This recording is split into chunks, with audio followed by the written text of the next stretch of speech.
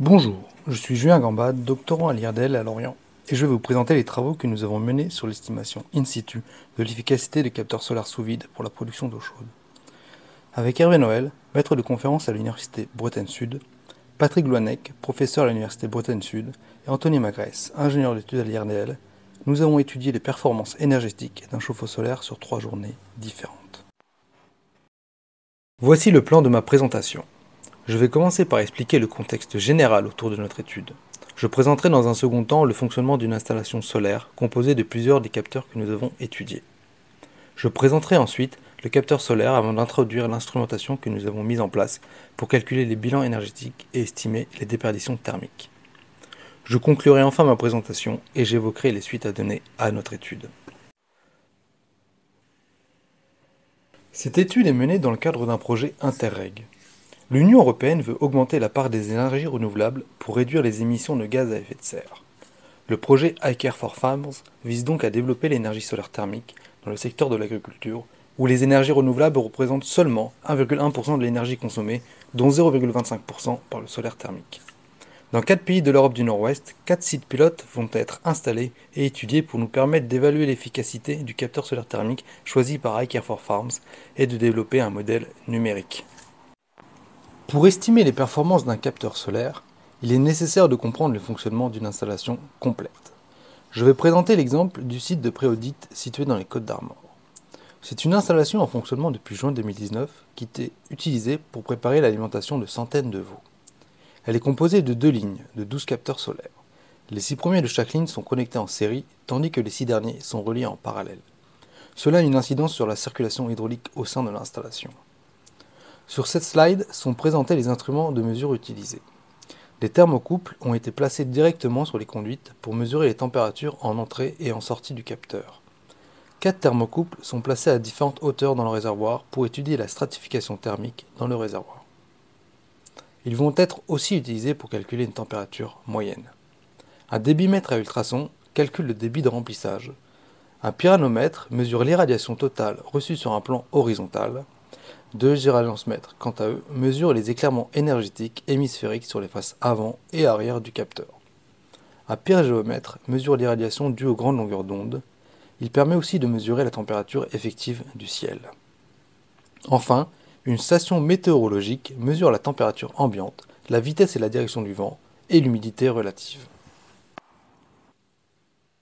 Je vais maintenant expliquer le fonctionnement d'une installation solaire en m'intéressant uniquement à une ligne de capteurs. Lorsque l'exploitant a besoin d'utiliser de l'eau chaude, celle-ci va être prélevée dans les réservoirs des capteurs en parallèle uniquement. Leurs niveaux d'eau vont donc diminuer jusqu'à un niveau limite.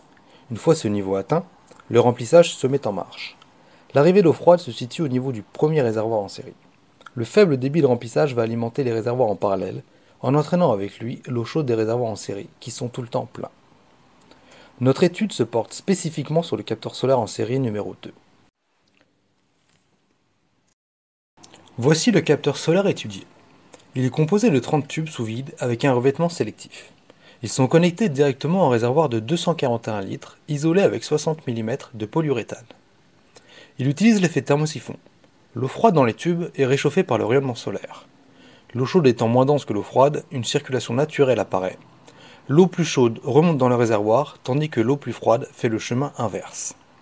En bas à droite, nous retrouvons les dimensions de notre capteur. Le mode de fonctionnement de ces capteurs solaires à tubes sous vide ne permet pas de dresser le même bilan énergétique que pour des capteurs plans ou à tubes sous vide plus répandus.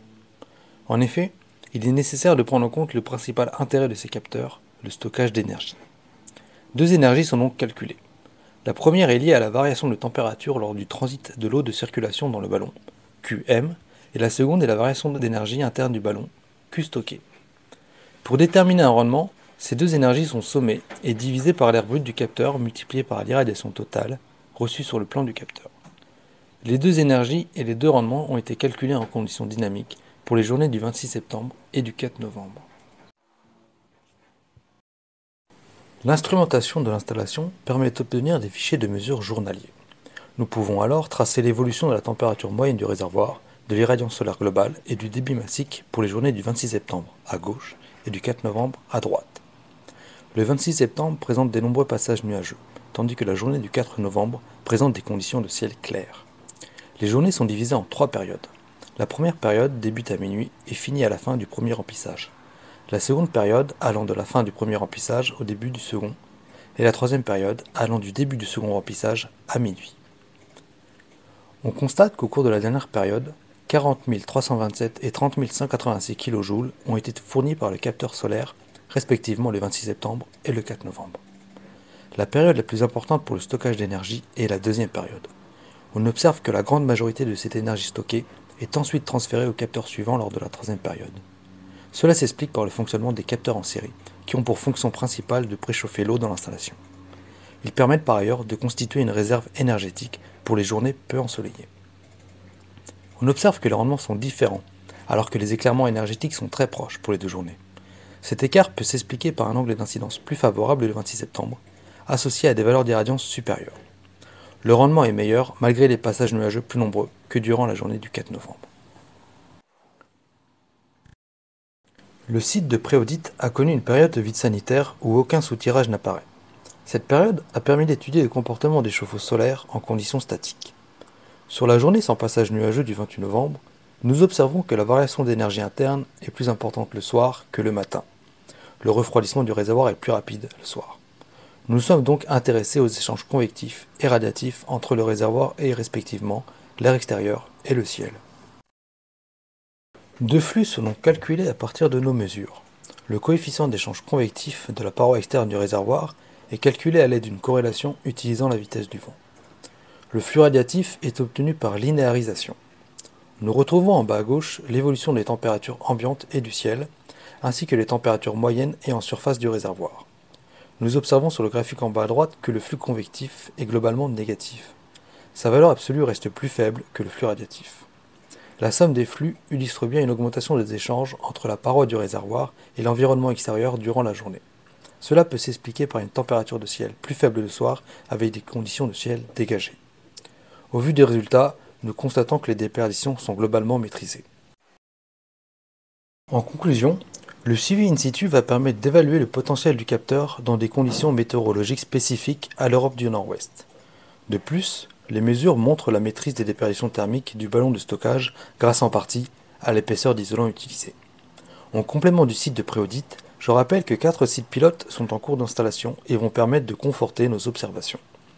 Les prochaines étapes seront d'étudier les performances d'un capteur en parallèle, puis d'étudier une installation solaire complète et enfin de développer un modèle Train 6. Je vous remercie pour votre attention.